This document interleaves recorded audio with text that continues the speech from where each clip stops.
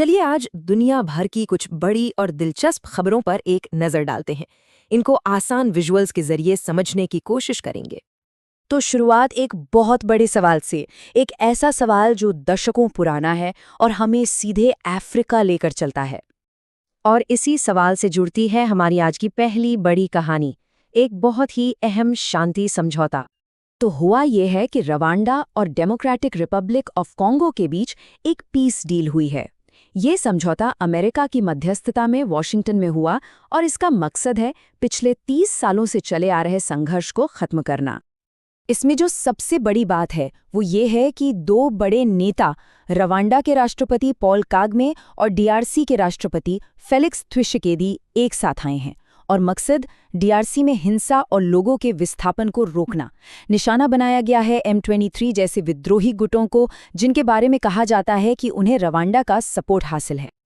इस समझौते को कराने वाले यानी मध्यस्थ डोनाल्ड ट्रंप ने इसे एक शानदार जीत बताया। दिलचस्प बात यह है कि उन्होंने सिर्फ शांति की ही बात नहीं की, बल्कि ये भी कहा कि इससे अमेरिकी कंपनियों को अहम खनिजों तक पहुंचने में भी मदद मिलेगी। तो ये तो हुई अंतर्राष्ट्रीय कूटनीति की बात। अब वहां से चलते हैं और देखते हैं कि देशों के अंदर क्या चल रहा है, मतलब घरेलू मामले, नीतियां और आम लोगों की अपनी समस्याएं। भारत के न्याय के क्षेत्र में एक बहुत ही अनोखा कदम उठाया गया है। केरल के कोल्लम में देश की पहली 24/7 ऑनलाइन अदालत शुरू हो गई है। सोचिए, एक ऐसी अदालत जो 24 घंटे काम करेगी और चेक बाउंस जैसे मामलों को पूरी तरह से डिजिटली हैंडल करेगी। अच्छा, अब ये स्लाइड काफी काम की है। भारत में भ्रष्टाचार से लड़ने के लिए दो संस्थाएं हैं, लोकपाल और लोकायुक्त। लेकिन इनमें अक्सर लोग कंफ्यूज हो जाते हैं।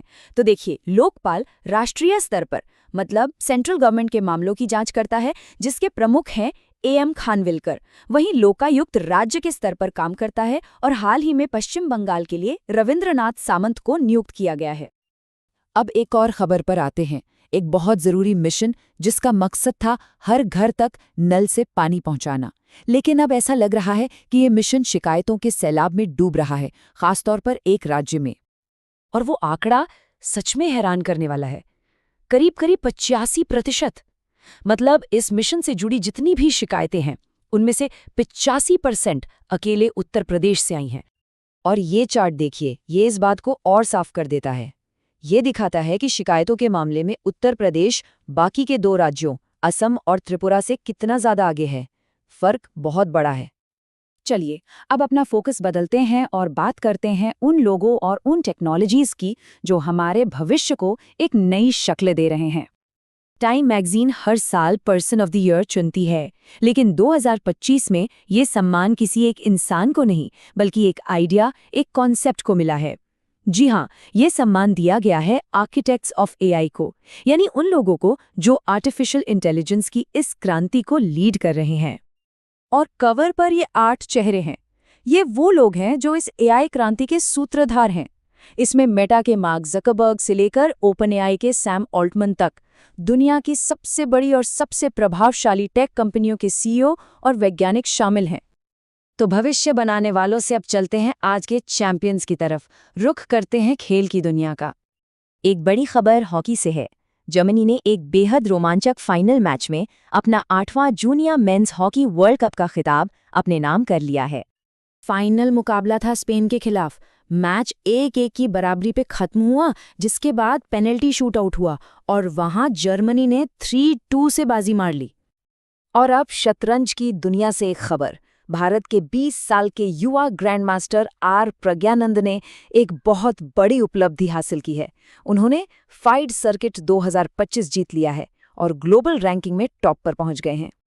तो इस ग्लोबल टूर के आखिरी हिस्से में हम उस चीज की बात करेंगे जो शायद हम सबको एक दूसरे से जोड़ती है, हमारी साझी विरासत, हमारी संस्कृति और हमारे अधिकार। अब अगली खबर को समझने से पहले ये जानना जरूरी है कि अमूर्त सांस्कृतिक विरासत या इंटैंजिबल कल्चरल हेरिटेज होता क्या है। देखिए, ये किसी इमारत या मूर्ति जैसी चीज नहीं है जिसे हम छू सकें। ये वो परंपराएं, वो ज्ञान, वो कलाएं हैं जो एक पीढ़ी से दूसरी पीढ़ी तक जिंदा रहती हैं।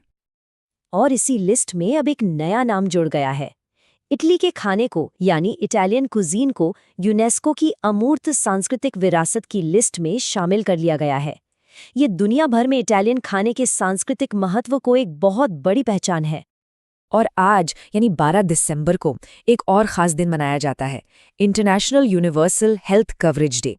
ये दिन याद दिलाता है कि अच्छी और सस्ती हेल्थ केयर हर इंसान का हक है, कोई ख़ास सुविधा नहीं। और 2025 की थीम तो देखिए, स्वास्थ्य सेवाओं का असहनीय खर्च। हम इससे तंग आ चुके हैं। ये थीम दुनिया भर के लोगों की भावना को सीधे सीधे बयां करती है। तो अंत में बस यही सवाल उठता है, एक तरफ एआई बनाने वाले हमारे भविष्य को गढ़ रहे हैं, तो दूसरी तरफ दशकों पुराने संघर्ष, हमारी संस्कृति और हमारे अधिकार हैं। तो सवाल ये है कि टेक्नोलॉजी हमारी इन तमाम कहानियों को, चाहे वो संघर्ष की हो, संस्कृति की हो या तरक्की की, आने वाले वक्त में कैसे बदलेगी।